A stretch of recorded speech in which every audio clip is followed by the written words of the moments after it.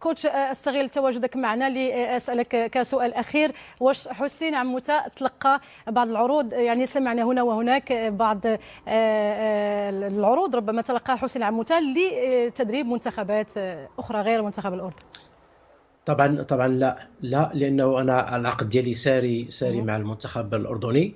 صحيح انه بعد المقابله النهائيه انا صرحت على انه عندي بعض الظروف اللي هو صعبه عائليه يعني في المغرب، وبالتالي انا بديت كنناقش يعني مساله الرحيل ديالي، لكن ليس الان ولكن من خلال يمكن 3 شهور او 4 شهور يعني القادمه، بعتبر انه من الضروري انني نكون متواجد مع العائله ديالي. نعم.